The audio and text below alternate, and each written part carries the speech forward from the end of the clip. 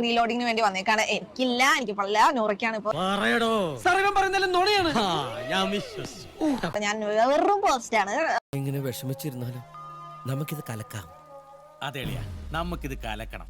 അപ്പൊ മൂക്ക് എങ്ങനെ ഉണ്ടായിരുന്നു പോയിട്ട്? ഇന്നത്തെ സെലിബ്രിറ്റി ഞാനായോണ്ട് തടിയാണെങ്കിൽ ഒരു പണിയെടുക്കാതെ മര്യാദയ്ക്ക് സുഖമായിട്ട് കഴിയായിരുന്നു. ഞാൻ പോയപ്പോ എനിക്ക് ഭയങ്കര അടിപൊളിയായി ഫീൽ ആൾക്കാരുണ്ടായിരുന്നു. എന്താ നല്ല അടിപൊളി ഫീൽ. ഇങ്ങനെയൊക്കെ അറിഞ്ഞാൽ ഇത്രയും ഞെട്ടിയാ പോരാ. കാരണം എന്താ വെച്ചാൽ ഞാൻ ആദ്യമായിട്ടാണ് സ്റ്റാർ സിംഗറിൽ ഈ ഒരു വേദിയിൽ ഞാൻ വരുന്നത്.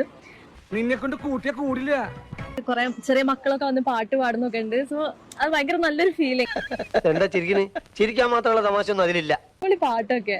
പിന്നെ ചിത്ര ചേച്ചിനെ കണ്ട് അതിലെനിക്ക് സന്തോഷമേ ഉള്ളൂ. പിന്നെ കുറെ ആൾക്കാരെ കണ്ടു. ഓഹോ, അപ്പൊ അത് തന്നെ നമ്മള് എല്ലാം പറഞ്ഞ ഇനിയിപ്പോ ആർക്കിനും വിഷമായാലും വെച്ചിട്ടുള്ള ബാക്കി ബിൽഡിംഗ് ആണ് ചെയ്തെന്ന് തോന്നുന്നത്. ആശാന്റെ ബുദ്ധി പാളിപ്പോയി. അപ്പൊ നമ്മള് ഒരു റിയാലിറ്റി ഷോ, അതായത് ബിഗ് ബോസ് വേറൊരു റിയാലിറ്റി ഷോ ആയ സ്റ്റാർ സിംഗറിൽ ഇപ്പൊ വന്നേക്കാണ്. നീ ഇതെങ്ങനെ? ഞാൻ ട്രൈ ചെയ്തിടാ. ഡിഫറൻസ് തോന്നിയ വെച്ചാൽ അതൊരു വീടിന്റെ ഉള്ളില് ഈ നമുക്ക് സ്റ്റേജിൽ തന്നെ ചന്ദ്ര, ഇവിടെ എന്തെല്ലാം കുഴപ്പങ്ങളാ നടക്കുന്നത്. നമുക്ക് നല്ല സോങ്സ് ഒക്കെ കേട്ട് എൻജോയ് ചെയ്യാൻ പറ്റും. മറ്റടുത്ത് നമ്മള് ലൈവായിട്ട് നിൽക്കണം, അതായത് നമുക്ക് ഇരിക്കാം. ന്യായീകരിച്ച് ഉള്ള ഊർജ്ജം കളയണ്ട.